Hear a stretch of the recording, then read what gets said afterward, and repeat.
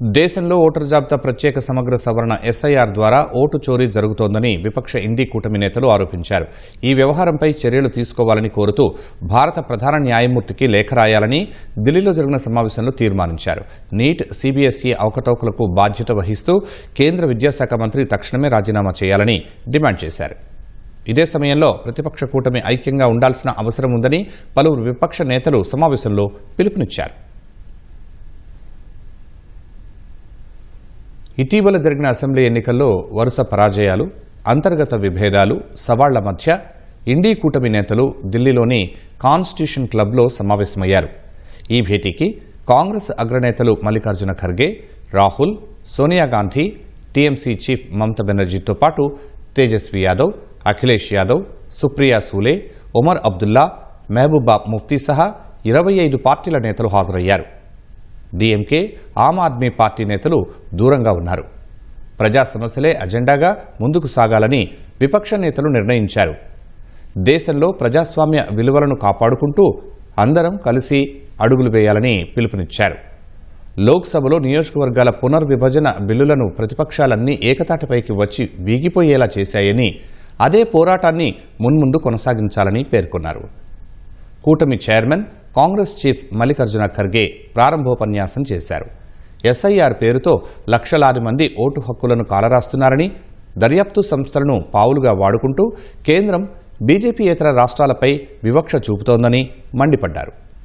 పెరిగిపోతున్న నిత్యావసరాల ధరలు, నిరుద్యోగం, పరీక్షల వ్యవస్థ వైఫల్యం వల్ల యువత భవిష్యత్తు ప్రశ్నార్థకంగా మారిందని ఖర్గే ఆందోళన వ్యక్తం చేశారు.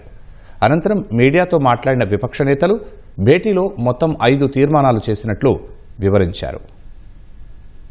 Was agreed to send a letter to Chief Justice of India on SIR, vote loot and stealing elections.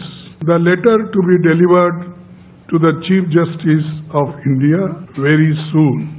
It was unanimously agreed to demand the immediate resignation of the Education Minister because he presided over the betrayal of lakhs of youth who appeared for NEET and CBSE examination.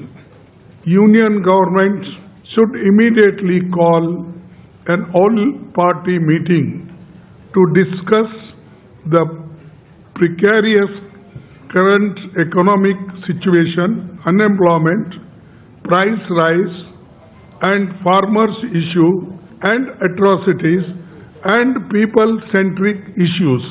It was agreed that all of us parties would meet every 2 months. Parliament coordination will continue during the monsoon session with daily morning meetings in the office of the leader of opposition party.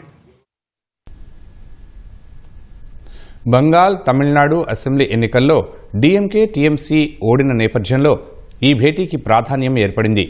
ఎన్నికల్లో ఓటమిని సమీక్షించుకుంటూ బీజేపీని ఢీకొట్టేందుకు వ్యూహాలను సిద్ధం చేసుకోవాలనే అభిప్రాయానికి విపక్ష నేతలు వచ్చారు. వచ్చే ఏడాది జరిగే రాష్ట్రాల ఎన్నికలు సహా 2029 సార్వత్రిక ఎన్నికల నాటికి బలమైన ఫ్రంట్గా ఏర్పడటమే లక్ష్యంగా చర్చలు సాగాయి. అభిప్రాయ భేదాలను పరిష్కరించుకుని మోదీ సర్కార్కు వ్యతిరేకంగా దేశవ్యాప్త ఉద్యమం నిర్వహించడంపై సమాలోచనలు జరిపారు.